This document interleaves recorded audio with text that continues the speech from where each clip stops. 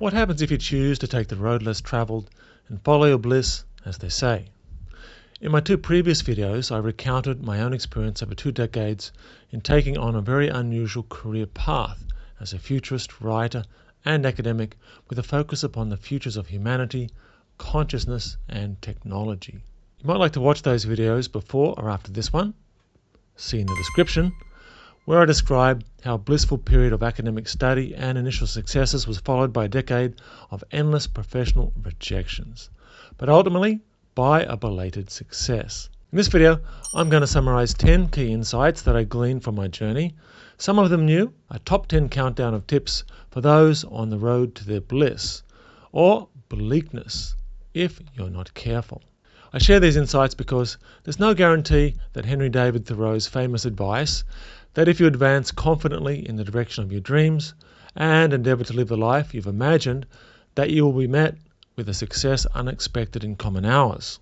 I'm going to divide these insights into 3 levels: important, critical, and ignore at your own peril. So without further ado, here are my top 10 insights for those embarking upon the road less travelled.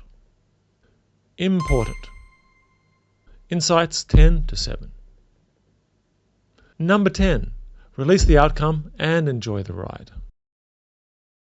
Taking consistent, wise actions towards your goals is important, as I will explain soon, but there's no guarantee the outcome will be what you want. And in actualizing a much-loved dream, we may be talking about years of your life. So you better damn well learn how to enjoy the journey. I began my doctorate in future studies in 2002. That's 22 years ago. Far too long to be all uptight, waiting around for the outcome. That could kill a man, a woman even. So find time to be present to life and other people. Spend time in nature, relax, smile, laugh, and allow yourself to experience joy every day. Yes, be determined and persistent, but stop struggling. Go with the flow. As Eckhart Tolle notes, struggle is a sign you're coming from the ego. And make time for your friends and family, because some things are more important than work. Work is not who you are. It's just what you do. So stop trying to become somebody, because you already are. Number 9. Follow your bliss, but don't be surprised if there are times when it's not blissful. There's often a price to pay for taking the road less travel. You will likely find yourself more than once in the dreaded limbo zone, lost and alone. The limbo zone is that stretch of the journey where you're disorientated and cannot see the path ahead. As I mentioned in the second video in this series, there will be challenges, crises, and perhaps failures, even after success. Therefore, decide who you are, learn to stand in your power, and don't let others dissuade or bully you. And yet, listen to criticism and take action on criticism which is valid, as opposed to criticism from people who just want to fuck you up.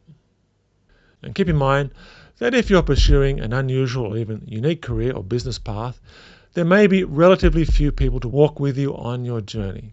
And this will be a test when things are not going well, when you're experiencing failure and rejection.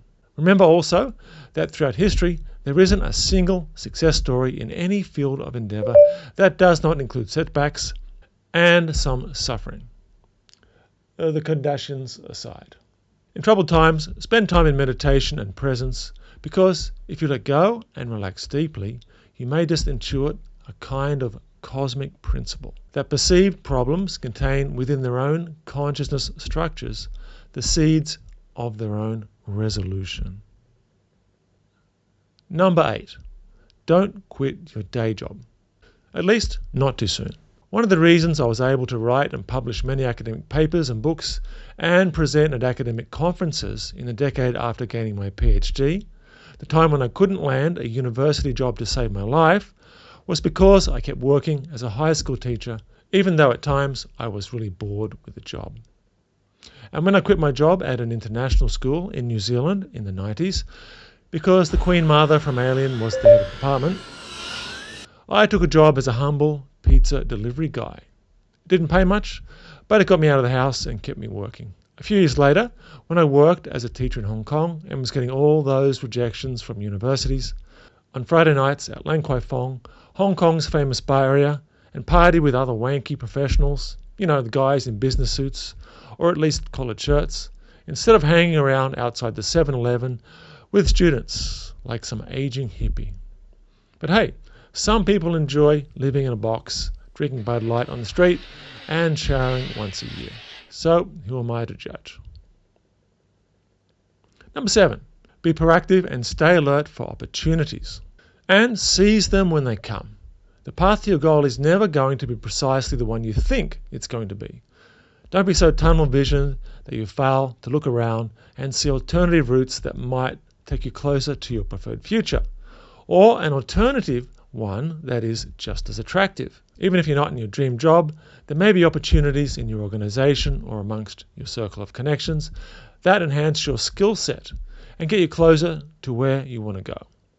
In my current position at the Beijing Institute of Technology in Zhuhai, China, I was hired as a humble ESL assistant professor. But later, I became coordinator of the school honours program and of a foresight platform because I put my hand up and said, I'll do that, before anybody else did. Then I was promoted to associate professor of foresight and strategy. So don't be afraid to volunteer to do things for nothing or even at some cost, if the benefit outweighs the cost. And remember, not every benefit is counted in dollars and cents. Keep learning skills that make you so good they can't ignore you, as Cal Newport says in his book of the same name. Newport's advice: become very good at something and then the bliss will follow, along with success. Now, let's move on to the second level of my insights for living your bliss. Critical. Number 6 to 4. Number 6. Be a creator, not a destroyer. Be the kid who builds sandcastles at the beach, not the one who jumps on a sandcastle and destroys it while mocking the poor kid who built it. Keep your focus on your vision, not on what is wrong with others, nor on peripheral issues or the trivial gossip of bystanders. And please, don't waste your precious creative energy engaging in pointless online dramas. Sorry to tell you this, but nobody cares about what you think about Donald Trump or Joe Biden. And just quietly, I don't give a shit either. But why would I? Given that I'm an Aussie living in China. Most of our opinions are useless in the greater scheme of things. So why inflict them on others unless they're asking for them? With all the time people spend on social media in a single year, mouthing off about stuff they know little about, they could be writing a book or learning a foreign language, getting themselves closer to their vision. Not that many of those folks have a vision. Number 5. Make and maintain connections. This is an oldie, but a goodie. No man or woman is an island, and you can't do it all by yourself. So put the damn phone down, get out of your mother's basement, and get yourself into the world of people and organizations. Firstly, in this age, you'd be an idiot not to learn how to use creative media like generative AI, because it's never been easier to take what's in your head and paint that vision upon virtual canvases, as I'm doing here. Just make sure it's something worth sharing. Remember, a dog turd isn't a diamond, and still stinks no matter how hard you polish it. Now, having said that, please learn personal communication skills. Now, I'm about as gregarious as a garden slug, so if you're like me, you're just going to have to push yourself into the zone of discomfort and talk to people. When I was 22, a fresh graduate with an honours degree, I took a job selling vacuum cleaners door to door for 7 months, not because I'm neurotic about clean carpet, but because I knew I was a social retard. And what better way to improve your ability to communicate than knocking on strangers' doors, throwing muck on their carpet, and trying to talk your way out of being punched in the face. One more thing. Don't isolate yourself personally or professionally. When I was studying for my doctorate at the University of the Sunshine Coast in Australia, back in the day, I was living offshore in mainland China and Hong Kong, and only visited campus irregularly. My enrollment was mostly a joy, and I flourished as a writer and researcher. But I did little to connect with colleagues in the fields I was researching. As a result, few people knew who I was, not even most of the folks at my university. Lo and behold, after graduation, when I went to apply for university jobs, university HR and department heads everywhere had never heard of me. In fact, about 6 years after gaining my doctorate, when 4 positions for foresight researchers came up at the University of the Sunshine Coast, the very institution I'd graduated from, and I said in my CV, I didn't even get an interview. That was very, very hard to take, especially after years of repeated rejections. Number 4, trust your intuitions and take regular, wise actions towards your goals. Wise actions, as I define them in my book Power and Presence, emerge from genuine intuitions.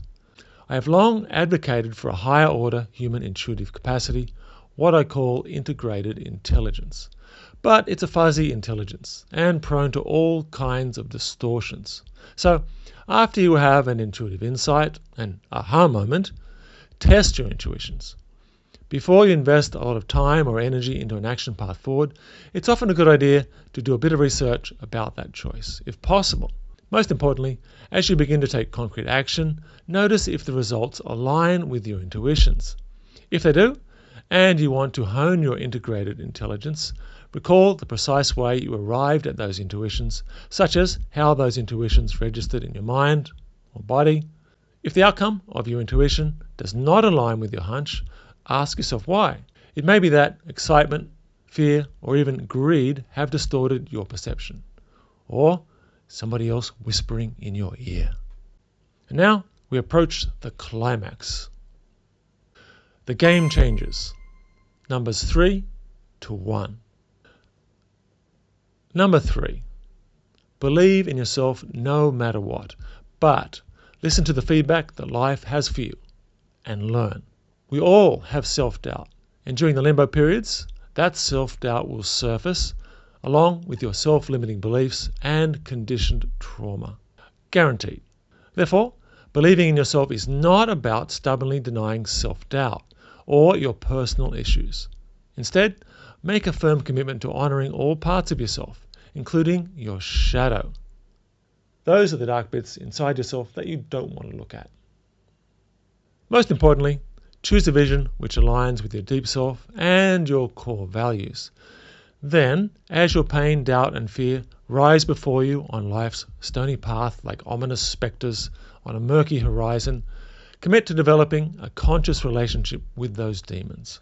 If you commit to a journey of self-awareness, the tough times will automatically lead to personal growth, to personal transformation, even if you're not getting what you want in the world of work and relationships. The unexamined life is not worth living, Socrates noted. If you don't do your inner work, even your success will effectively represent the second place booby prize. You get the first place booby prize if you don't do the inner work and you fail too. Now, the truth is, when things get rough, your mind will tend to drag you back into its fake story of suffering, time and time again. You know, the story about how the world is against me and sucks, how I've been done wrong, or how I'm a fraud who's not lovable or worthy of success. But I'm here now to tell you, never believe in that BS story. From my personal understanding, we should bring the ego's negative beliefs and story of suffering into conscious awareness and examine how we've become attached to it. Then release the fake story and create a new, authentic story. Number 2, be innovative. Push the boundaries, but don't get so far ahead of the parade that nobody can see where you are. I borrowed this one from futurist John Naisbitt, the Megatrends guy. I was in my 20s when I started to experiment with meditation and explore the human psyche. I also participated in meditation and healing groups and recorded my dreams, meditations, and intuitive insights almost every day for decades. That's how I developed my integrated intelligence. And guess what? You don't get paid for that, and you don't get a certificate to hang on your wall either. You do it for yourself because it liberates your soul. I once thought others would appreciate my self-affirmed ascendance into spiritual mastery. And as a much younger man, even put that stuff on my CV. Thus the 10 years of rejection. When going for a job interview, one of the interviewers asked me, "What is this Path to Freedom course you list here?" I looked at him, all wide-eyed and naive, and said, "It's a place where I can go and be vulnerable and share deep healing experiences with other sensitive souls." I didn't get the job. But afterwards I was able to grieve about it with emotionally available others in my healing group. In short, if you're at a job interview, presenting or teaching, you just have to adjust your talking points according to the audience. You can push the boundaries a little. I suggest you wait till you've won trust or gotten the job before pontificating upon the new paradigm. And now we arrive at the summit. Number 1, follow your bliss, but don't ignore the market. Remember this, and I'm speaking to all of you naive law of attraction advocates out there. Your conscious intention is not omnipotent. You're not God. You aren't even Jesus. You can't walk on water or turn water into wine. Of course, if you are the real Jesus, please do subscribe because that'll look really good on my contacts list. In short, your mind cannot usurp the laws of physics, nor the social and economic systems that you are operating in. Therefore, when deciding which path to pursue on the road to your bliss, pay attention to social norms and the market and align your career or business interests with that. Yes, that means you might need to compromise a little. In my own case, my passion ever since I was a young man has been exploring the frontiers of consciousness and cosmos, integrated intelligence. But that is a very niche focus, and outside the local ashram or yoga center, customers are hard to find. That's why when the AI explosion took off around early 2021, I began to explore the interface of integrated intelligence and artificial intelligence, and how spirituality and mindfulness might interface with the present and future digital society. I brought my left-of-field vision to the market and began to speak its language. When I did that, my opportunities really began to expand. You might like to check that out in my book, Power and Presence, if you want to explore that topic. So, there are my top 10 insights for living your bliss. I trust that will help you on the road to living your dream. And please do feel free to add your insights in the comments section because wisdom is best as shared knowledge. Until then, I'm Marcus D'Anthony, and I'll see you next time here on the Power and Presence channel.